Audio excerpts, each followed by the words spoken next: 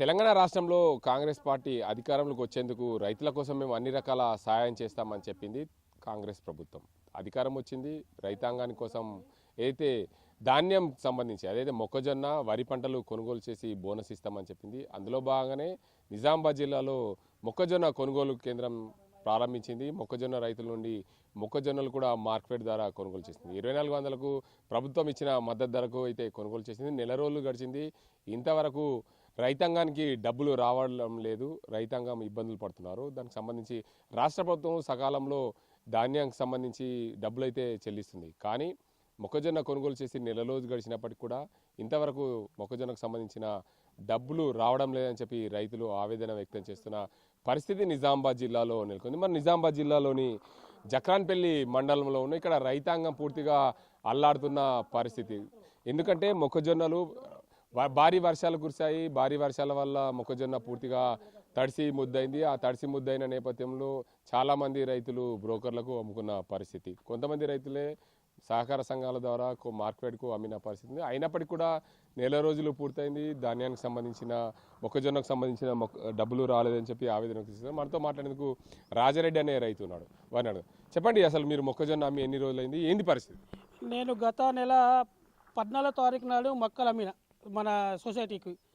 నేటి రోజు వరకు అంటే ఒక నెల మీద 10 రోజులు అవుతుంది దగ్గర. ఇప్పటికీ మాకు మొక్కలు అమ్మి డబ్బులు ఇవ్వ రాలేవు. అరే ఇక అక్కడికి కొనమని డిక్లేర్ చేసినా కానీ మేము బయట అమ్ముకున్న ఇరవైకి మాకు చేతిలో డబ్బులు ఉంటుండే. రెండో పంటకు డబ్బులు పైసలు లేక బాధపడుతున్నాం. ఉన్న బంగారం అమ్ముకొని రెండో పంట స్టార్ట్ చేసినాం మేము. ఇప్పుడు వడ్లు కోసినాం. మళ్ళీ మొక్కజొన్న పెట్టాలా, మళ్ళీ జొన్నలు పెట్టాలా, డబ్బులు లేక ఇబ్బంది పడుతూ బంగారం తాకట్టు పెట్టి మళ్ళీ పైసలు ఖర్చు పెట్టి మళ్ళీ రెండో పంట పెట్టుకున్నాం. ఇప్పుడు అడ్లు పోయిన పోపు, అడ్లు పోయిన వారం రోజులకే పైసలు వస్తున్నాయి.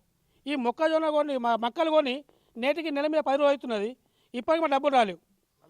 రాష్ట్ర ప్రభుత్వం కొంచెము ఆలోచించి రైతాంగానికి డబ్బులు సకాలంలో వేయాలని నేను కోరుకుంటున్నాను. మీరు బంగారం తాకట్టు పెట్టినారు. మీ మెడలో అయితే తులం బంగారం అయితే మెడలు కనిపిస్తుంది. అది అసలు నిజమైన బంగారమేనా? ఇది రోడ్డు గోల్డ్. ఏంతో ఇప్పటిదాకా గత 30 ఏళ్ళ నుంచి వేసుకున్నా. ఇప్పుడు లేకపోతే ఎకరం అయిపోయి రోడ్డు గోల్డ్ వేసుకున్నా. ఇప్పుడు రోడ్డు గోల్డ్ ఇది అదే ఒరిజినల్ బంగారం అమ్మేసుకొని రోడ్డు గోల్డ్ వేసుకున్నా. అంటే ఈ ప్రభుత్వం ఎట్లా ఎందుకు ఇస్తున్నది? మాకు సకాలంలో డబ్బులు ఇవ్వాలని మేము కోరుకుంటున్నాం. మరో రైతు ఉన్నాడు. ప్రధానంగా ఏదైతే రాష్ట్ర ప్రభుత్వము సకాలంలో మొక్కజొన్న పంటలు కొనుగోలు చేసి మార్కెట్ ద్వారా కొనుగోలు చేసి రైతాంగానికి పూర్తి. నువ్వు మొక్కజొన్నలు వేసినావా? వేసిన ఎన్ని క్వింటాలు అయినాయి? ఈ బిగాన 18 గుంటలు వెళ్ళి మాకు. ఎవరికి అమ్మినావు? ఈ ఇంట్లో నేను సొసైటీలో అమ్మినాం. ఏంది పైసలు వచ్చినాయి? పైసలు రానని లేదు. పైసలు రాకనే పిస చూస్తున్నాం. ఎందుకు పిస అవుతున్నాం? మరి మోసం చేసినట్లే కదా వాళ్ళు ఉండవు. వాళ్ళు తీసుకోకుంటే మేము వేరే వాళ్ళకన్నా అమ్ముకుంటుంటాం కదా. తీసుకొని ఇప్పుడు మాకు ఇబ్బంది పెట్టుడు. ఎన్ని రోజులు అయింది? నెల అయిపోయింది. అత్తలేవు.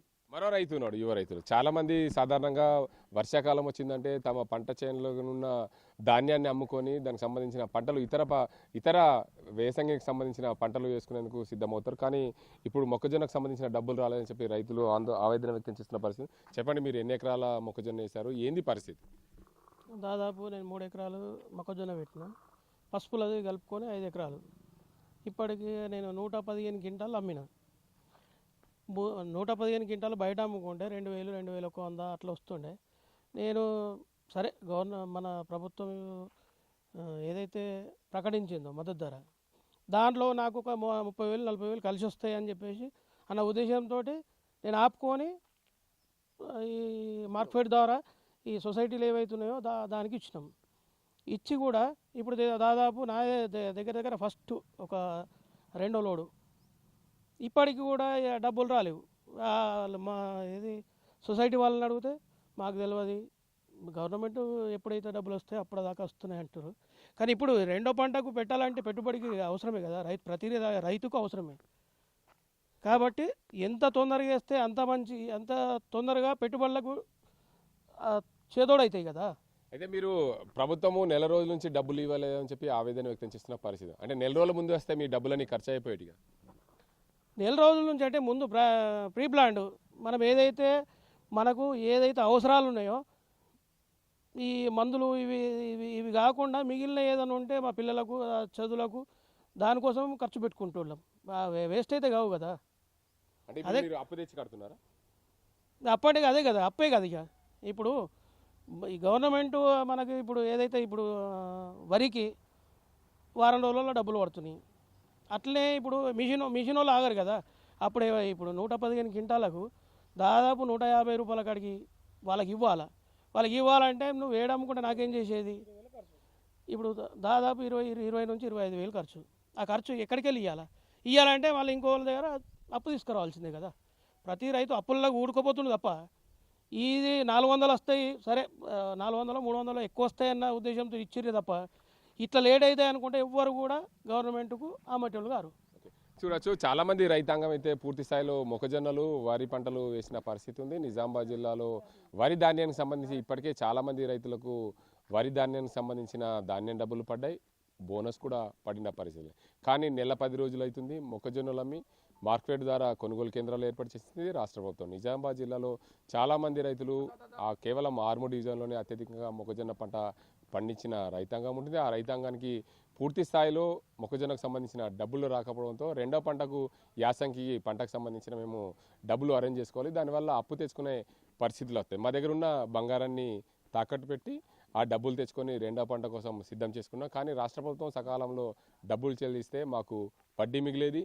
రాష్ట్ర ప్రభుత్వం నుంచి అదనంగా వచ్చే డబ్బులని కూడా వడ్డీకే పోయే అవకాశాలు ఉన్నాయి. కాబట్టి రాష్ట్ర ప్రభుత్వం సకాలంలో మొక్కజొన్న పంటలకు సంబంధించి డబ్బులు రైతాంగానికి బ్యాంక్ అకౌంట్లో వేస్తే లాభంగా ఉంటుంది. మేము ఇబ్బందులు పడకుండా ఉండే అవకాశాలు ఉంటాయి. కానీ ఇకనైనా రాష్ట్ర ప్రభుత్వము మొక్కజొన్న పంటలకు సంబంధించిన డబ్బులు వారి వారి అకౌంట్లో వేయాలని చెప్పి మేము కోరుతున్నామని చెప్పి రైతులు చెప్తున్న పరిస్థితులు. అసలైన తొలి వెలుగు.